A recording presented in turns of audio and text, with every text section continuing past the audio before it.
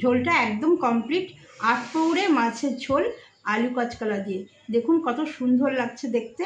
এটা খুব সাধারণ কিন্তু খেতে অসাধারণ লাগে।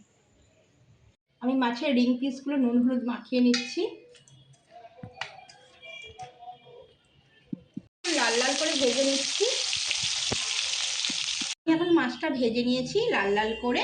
এবার ফোড়ন, সাদা জিরে তেজপাতা ফোড়ন দেবো। আর দেবো একটা তেজপাতা আর দুটো শুকনো লঙ্কা। এবার আমি যে মশলাটা এখানে ফোড়নটা পুড়ে যাক, একটু পুরুক, গন্ধটা ছাড়ুক।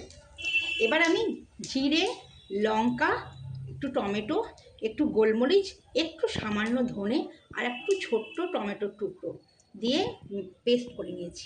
এই মশলাটা আমি ছেড়ে দিলাম। এটা ৮ পৌড়ে একটা মাছের ঝোল, যেটা আমরা স্কুল কলেজে যাওয়ার সময় মা ঠাকুমাদের হাতে খেয়ে বড় হয়েছি। কিন্তু ভীষণ স্বাদ, খুব তাড়াতাড়ি খুব ঝটপট এই মাছের ঝোলটা হয়ে যায়। দেখতে থাকুন। নুন হলুদ আমি মিক্সি মশলার মধ্যে একবারে মিক্সিতে দিয়ে দিয়েছিলাম। মশলাটা একটু কষুক।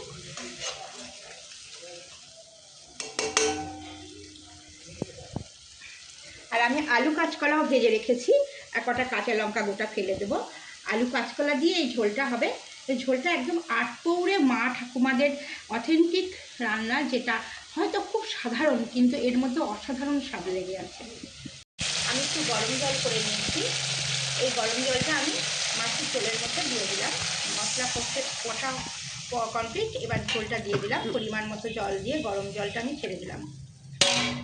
ছোলাটা আমি যে ভেজে রেখেছিলাম সেটি আমি ঝোলের মধ্যে দিয়ে দিলাম। ঝোলটা ফুটতে দিতে হবে, যতক্ষণ ফোটে ততক্ষণ ওয়েট করতে হবে।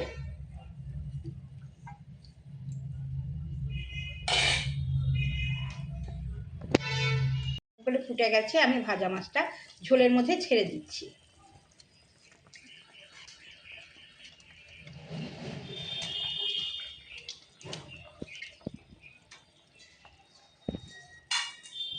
ঝোলটা প্রায় কমপ্লিট। তো ঝোলের মধ্যে আর ভাজা মশলাটা দিয়ে দেবো। এর মধ্যে আছে জিরে, ধনে, শুকনো লঙ্কা, তেজপাতা, গোলমরিচ আর আছে এলাচ, লং, দারচিনি। এটা আমি শুকনো খোলায় নেড়ে নিয়েছি এবং এটা ডাস্ট করে নিয়েছি। এবার আমি ঝোলের মধ্যে এটা ছড়িয়ে দেবো। একদম মাছ রান্না কমপ্লিট।